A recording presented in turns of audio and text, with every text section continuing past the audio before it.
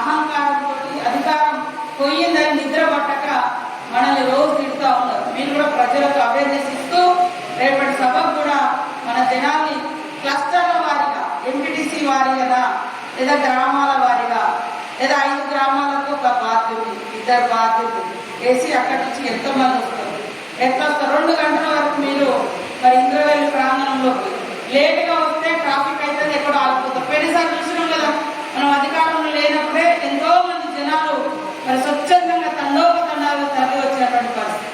కాబట్టి ఈ రోజు కూడా మొదటి అడుగు ఆదిలాబాద్ జిల్లా. ఆదిలాబాద్ జిల్లా అంటే రేవంత్ రెడ్డి గారికి అమితమైనటువంటి అభిమానం, ప్రేమ. ఇక్కడ చాలా ప్రాజెక్టులు కూడా మీకు తెలుసు. గత ప్రభుత్వము ఈ ప్రాంతానికి ఇచ్చిన ప్రాణహిత చేవెలను కూడా తీసుకుపోయింది తన సొంతం కోసం. మరి ఇక్కడ బీజేపీ ప్రభుత్వం ఆ రోడ్లకు కూడా సెంట్రల్ నుంచి పర్మిషన్ ఇవ్వక అనేక రోడ్లు ఆగిపోయినాయి. ఒకటి కూడా అయ్యే పరిస్థితి లేదు. ఈ 2 ప్రభుత్వాలు నాటకాలనే ఊళ్ళలో డెవలప్మెంట్ లేకుండా చేసింది. కనీసం అంగన్వాడీ కేంద్రాలు కూడా ఇయ్యలే 10 ఏళ్లలో. ఇట్లాంటి ఎన్నో సమస్యలు ఉన్నాయి.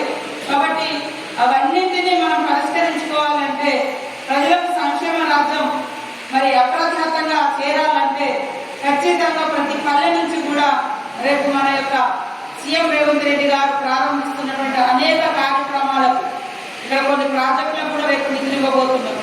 కాబట్టి అట్లాంటి కార్యక్రమానికి మీరందరూ కూడా యుద్ధ ప్రాతిపదికన రావాల్సిన అవసరం ఉంది. పోయినసారి కొన్ని మిస్టేక్స్ అయిన ఎన్నికలలో లేటుగా టికెట్లు ప్రకటించడం, సమయం చాలా తక్కువ ఉంది. అందుకనే మరి నిన్న అనుకోని ఇప్పుడిప్పుడే పొద్దున్నే చెప్పడం జరిగింది మీటింగ్ ఏర్పాటు చేయాలని. ముఖ్యంగా రేవంత్ రెడ్డి గారు మన సీఎం గారు మొదటి పర్యటన మన ఉమ్మడి ఆదిలాబాద్ జిల్లాను ఎంచుకోవడం జరిగింది. ఆ రోజు కూడా ఆయన మరి పిసిసి అధ్యక్షుడు కాగానే మొదటి పర్యటన కూడా మన ఆదిలాబాద్ జిల్లా నుంచి మొదలుపెట్టి భారీ బహిరంగ సభ ఇంద్రవెల్లిలో మరి దళిత గిరిజన దండోరా పేరుతోటి లక్షలాది మందిని అక్కడ సమీకరించి అక్కడి నుంచి వారి యొక్క పోరాట ప్రస్థానాన్ని మరొకసారి స్టార్ట్ చేసి ఈరోజు రాష్ట్రంలో అధికారంలోకి రావడం జరిగింది. అధికారంలోకి వచ్చిన తర్వాత కూడా మరి ఆనాడు ఇచ్చిన మాట ప్రకారం మొదటి అడుగు ఉమ్మడి ఆదిలాబాద్ జిల్లా నుంచే అభివృద్ధి పథకాలను స్టార్ట్ చేస్తూ మరి వెనుకబడ్డటువంటి ప్రాంతాన్ని అన్ని రంగాలలో ముందుకు తీసుకురావాలన్నటువంటి ఉద్దేశంతో ఆనాడు పోరాట స్ఫూర్తి లాగానే ఒక ఉద్యమం లాగానే అభివృద్ధిని కూడా ఈ వెనుకబడ్డ ప్రాంతాలకు మరి తీసుకొచ్చి అన్ని రంగాలలో ముందుకు తీసుకురావాలన్నటువంటి కృతనిశ్చయంతో మొదటి పర్యటన కూడా మన ఇంద్రవెల్లి నుంచి 2వ తారీఖు నాడు మొదలు పెట్టడం జరుగుతూ ఉంది. కాబట్టి మనము చాలా తక్కువ టైం ఉంది, ఒకటే రోజు ఉంది. నిన్ననే మనం ఇన్ఛార్జీలతోటి మిగతా పెద్దలతోటి చర్చ చేయడం జరిగింది. ఈరోజు నైట్ నేను పంచుకొని వెంటనే గ్రామాలలో వెహికల్స్ కానీ ఎట్లా వీలైతే అట్లా మనకు ఏసీ కార్లు కావాలి, లేకుంటే పెద్ద పెద్ద ఇల్లు కావాలంటే దొరకాయి. మన ఏరియా మనం అంతా ఖర్చు పెట్టలేము. ఎట్లా వీలైతే అట్లా ఒకప్పుడు ఖాళీ బాగా నడిచిపోయారు.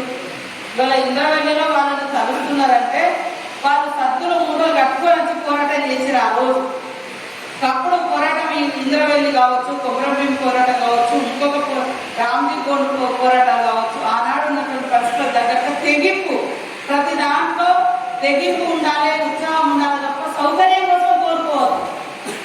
పరిష్కారం ఎట్లా చూసుకోవాలి కానీ పరిష్కారాన్ని సౌకర్యం చూసుకోవద్దు.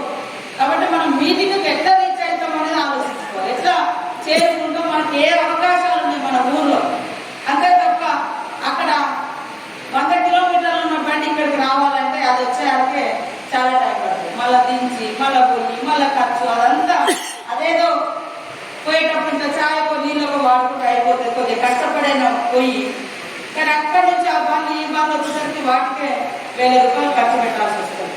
కాబట్టి మీరందరూ కూడా దయచేసి, నేను ఇప్పుడు మన జిల్లా ఇన్ఛార్జ్ మినిస్టర్గా ఉన్నా, మన ఉమ్మడి ఆదిలాబాద్ జిల్లాకు గవర్నమెంట్ పరంగా ఇన్ఛార్జ్ మినిస్టర్గా, పార్టీ పరంగా మన పార్లమెంట్కు ఇన్ఛార్జ్గా ఉంది. 2 నాకున్నాయి. ఏ రకంగా చూసినా మీతో రెగ్యులర్గా నేనే ఉంటాయి, రెగ్యులర్గా నేను ఉంటా. కాబట్టి మీరందరూ కూడా దయచేసి మన సీఎం గారి యొక్క మొదటి అడుగు ఆదిలాబాద్ జిల్లా, ఉమ్మడి ఆదిలాబాద్ జిల్లాలో పడుతున్న సందర్భంగా మీరందరూ కూడా మీ నియోజకవర్గం ఏ ఆఫీస్లో ఏం నష్టం జరుగుతుంది, ఏం దోపిడీ జరుగుతుంది, ఏం అవినీతి జరుగుతుంది తెలుసుకునే హక్కు సామాన్యులకు ఇచ్చింది కూడా ఆనాడు కాంగ్రెస్ ప్రభుత్వం.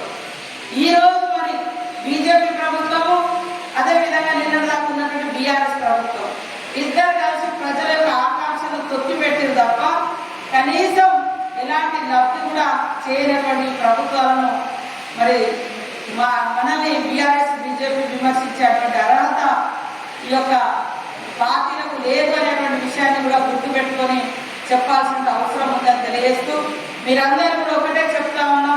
మన నియోజకవర్గం నుంచి 15,000 అది ఎట్లా ఏ రకంగా వేరే పార్టీ లెక్క మన డబ్బులకు ప్రలోభాలకు తీసుకొచ్చు కాదు. అభిమానంతో 10 ఏళ్ళు మీరు జెండాను మోసి కష్టపడ్డారు. ఇప్పుడు ప్రతి ఒక్కరి కష్టాన్ని తీర్చే ప్రభుత్వం వచ్చింది. ప్రతి కార్యకర్త ఇబ్బందులను తెలుసుకునేటువంటి ప్రభుత్వం మనది. ప్రతి గల్లీలో రేపటి నుంచి కొబ్బరికాయ కొడతాం, సిసి రోడ్ల నుంచి కావచ్చు, లేదా గుడి బడి ఏదైనా కూడా తప్పకుండా ఇస్తున్నాం. ఆల్రెడీ ప్రతి నియోజకవర్గానికి మరి స్పెషల్ డెవలప్మెంట్ ఫండ్ కింద సీఎం రేవంత్ రెడ్డి గారు 10 కోట్ల రూపాయలు కూడా స్పెషల్ డెవలప్మెంట్ కింద ఇవ్వడం జరుగుతూ ఉంది. అనేక గ్రామాలలో సరైన వసతులు కనీసం ఆదిలాబాద్ జిల్లాలో చాలా ఊళ్ళలో మంచినీటి సౌకర్యం లేదు. అందరికీ నీళ్ళు ఇస్తానన్నారు, నీళ్ళు ఇచ్చినామన్నారు. ఇవన్నీ వీళ్ళు ఎగ్గొట్టారు. పెద్దసేపు మీరే చేస్తున్నాం, మేమే 10 ఏళ్ళ నుంచి దళితులు ముఖ్యమంత్రి చేయలేదు, ఊరులో నీళ్లు రాలేదు, కేజీ నుంచి పీజీ లేదు, అందరు రైతులకు రైతు బంధు ఇవ్వలేదు, కేవలం పుట్టలు పేరుంటే చాలు, పట్టా ఉంటే చాలు ఇచ్చిర్రు. అసలు దున్నుకున్న కష్టపడే వాళ్ళకి రానేలేదు.